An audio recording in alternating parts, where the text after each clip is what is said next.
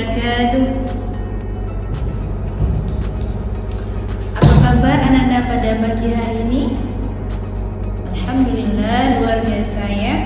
Semoga semua dalam keadaan sehat walafiat tanpa ada kurang suatu apapun. Sebelum kita memulai pembelajaran pada hari ini, marilah kita terlebih dahulu berdoa agar mendapatkan berkah dari apa yang kita pelajari hari ini. Silakan ketua dimulai doanya. Amin. Sebelum kita memulai pembelajaran pada pagi hari ini, siapa yang teman-temannya yang belum hadir? Alhamdulillah sudah hadir semua ya. Alhamdulillah. Pada pagi hari ini kita akan membahas dan melanjutkan pembahasan tentang surat Luqman ayat 13. Pada pertemuan pertama kita sudah membahas tentang ilmu tajwid dari surat Luqman ayat 13.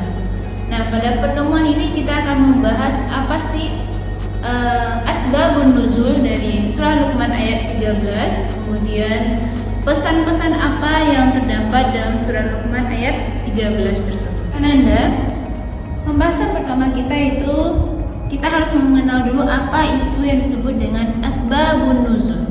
Ya, apa sih pengertian asbabun nuzul? Pernah dengar nggak kata itu? Pernah? Iya, benar sekali. Jadi asbabun nuzul itu adalah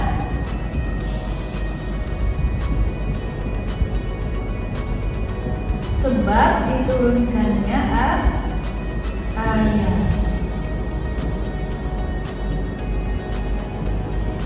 Jadi sebab diturunkannya ayat itu karena ada sesuatu peristiwa yang harus dijelaskan melalui ayat yang Allah turunkan kepada Rasulullah SAW. Nah, misalnya pada adanya hukum yang harus dijelaskan, atau misalkan adanya suatu perkara yang harus membutuhkan jawaban karena pada saat itu tidak ada solusinya, maka Allah menurunkan ayatnya. Itu yang disebut sebab-sebab turunnya ayat. Nah, tadi kita sudah membahas tentang asbabun nuzul ya, sebab-sebab diturunkannya ayat ya, sebab-sebab diturunkannya ayat dalam Al-Qur'an. Selanjutnya kita akan memasuki tentang apa sih isi pesan dari surah Luqman ayat 13 ini ya. Sebelumnya kita baca terlebih dahulu ya. A'udzu billahi minasyaitonir rajim. Bismillahirrahmanirrahim. Wa idh qala Luqman libnihi wa huwa ya'iduhu ya bunayya la tusyrik billah inna syirka ladzulmun adzim. Shadaqallahul azim. Pada pesan ini, pada ayat surah Luqman ayat 13 ini, Allah memberikan kepada kita pembelajaran dari kisah seorang Luqman yang menasihati ketika menasihati anaknya. Siapakah Luqman ini? Luqman ini adalah seorang ayah, ya, seorang bapak yang diabadikan namanya di dalam Al-Quran karena dia memiliki hikmah pembelajaran. Allah memberikan hikmah kepadanya, pemahaman tentang agama yang bagus, sehingga dia dijadikan contoh bagi kita umat Islam dalam bagaimana memberikan pembelajaran kepada anak-anak kita. Luqman adalah seorang ayah yang sedang memberikan pelajaran kepada anaknya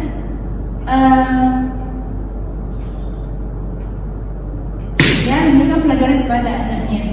Wa idh qala Luqman libnihi, ya, dan ingatlah ketika Luqman berkata kepada anaknya, wa huwa ya'iduhu, ketika dia memberikan pelajaran,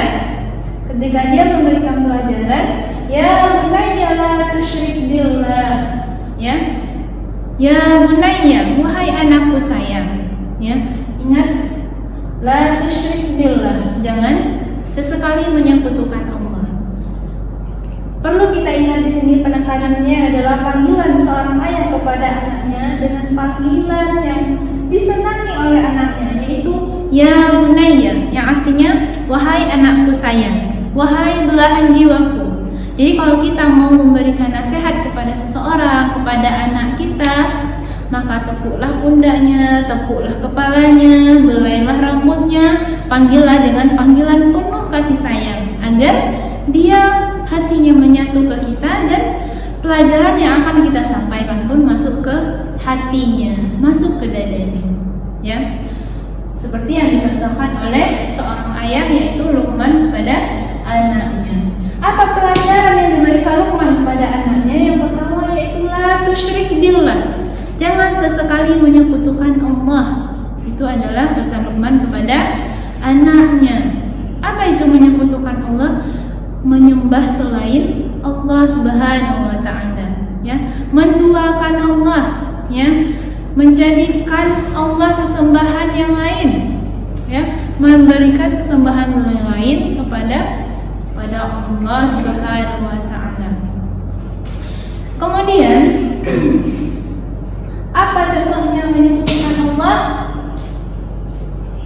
Yaitu menyembah patung, ya, menyembah kekayaan, ya, mendewa-dewakan kecantikan. Itu merupakan menyekutukan Allah, ya, menduakan Allah. Jadi hatinya itu tidak Allah lagi, tetapi sudah ada yang lain, ya, sudah ada yang lain. Itu disebut dengan menyekutukan Allah Subhanahu wa taala. Lanjut ayatnya, inna syirka, sesungguhnya menyekutukan Allah la dzulmun adzim, ya, kezaliman yang besar. Apa itu kezaliman yang besar? Yaitu kezaliman yang tidak ada ampunannya lagi di sisi Allah. Maka tempatnya adalah neraka jahanam. Ya, ketika seseorang sudah memasuki neraka jahanam, maka dia tidak akan pernah memasuki surganya Allah Subhanahu wa taala.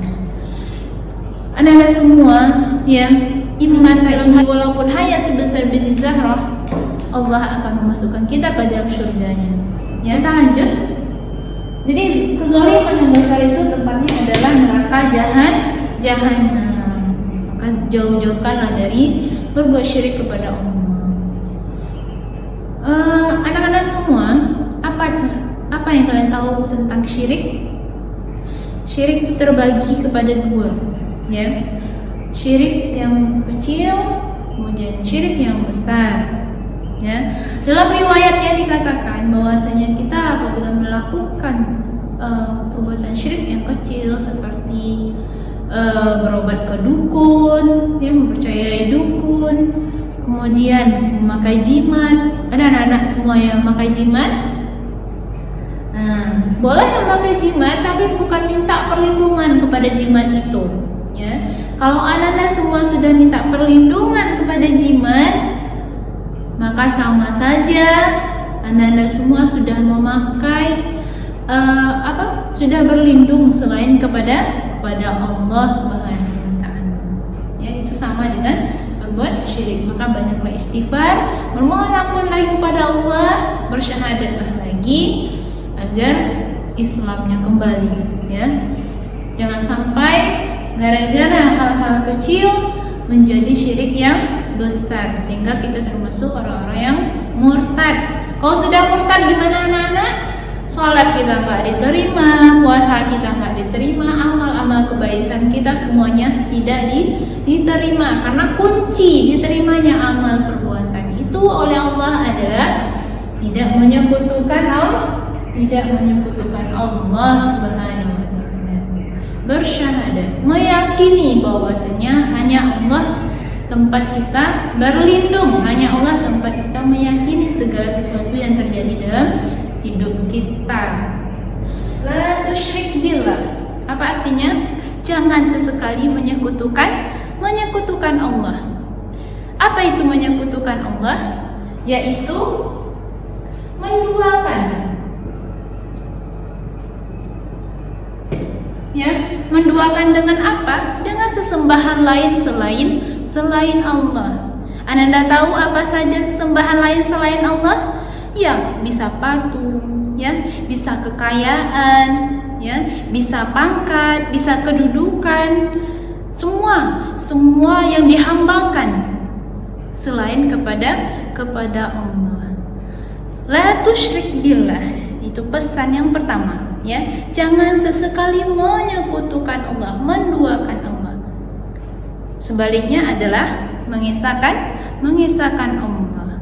Mengesahkan hanya kepada Allah kita tempat meminta segala sesuatu. Hanya Allah lah yang maha memiliki semua permintaan yang kita inginkan. Dan yakin serta percaya itu merupakan rukun iman yang pertama, yaitu meyakini Allah Subhanahu wa taala. Selanjutnya, inna syirka la dzulmun 'adzim, ya. Sesungguhnya menyekutukan Allah adalah kezaliman yang besar. Di sini dituliskan zalim yang besar.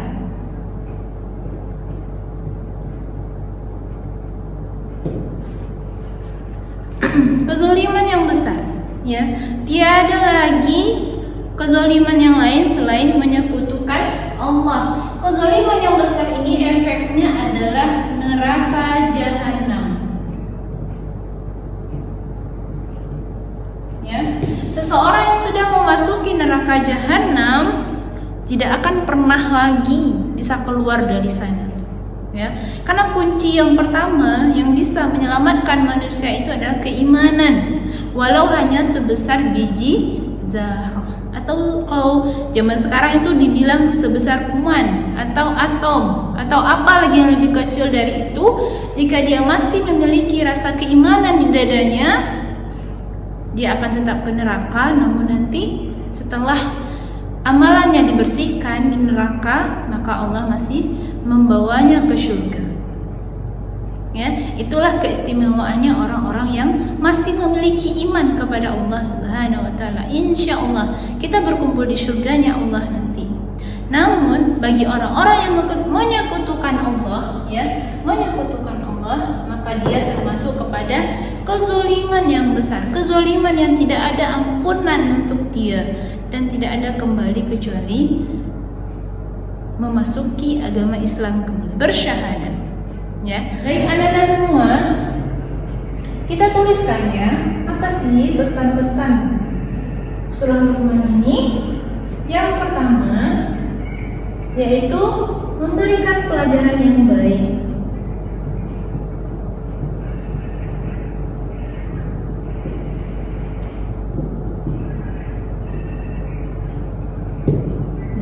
Yang kedua, tidak menyekutukan Allah, larangan berbuat syirik.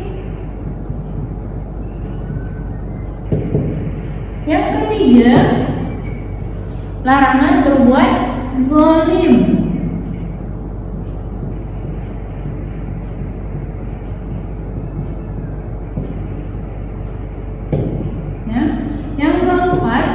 Pesan yang keempat, bahwa menjauhi semua yang mendekati syirik.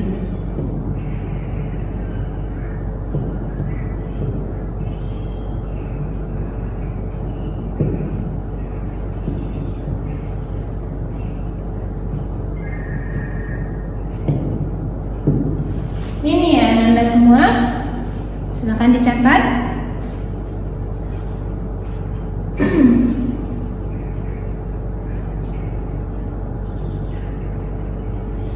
Setelah kalian pahami, ya, apakah ada yang ingin kalian tanyakan kepada ibu? Sudah paham semua? Alhamdulillah. Jika sudah paham semua, tidak ada yang perlu ditanyakan, maka ibu akan memberikan tugas kepada kalian. Ini tugasnya silahkan dikumpulkan minggu depan pertemuan kita selanjutnya, yaitu tugasnya adalah mencari contoh dari berbuat syirik itu apa contohnya dalam kehidupan sehari-hari, ya. Cari contoh yang banyak, Kemudian berbuat zalim. Apa contohnya berbuat zalim? Baik itu zalim kepada diri sendiri ataupun kepada orang lain. Ya.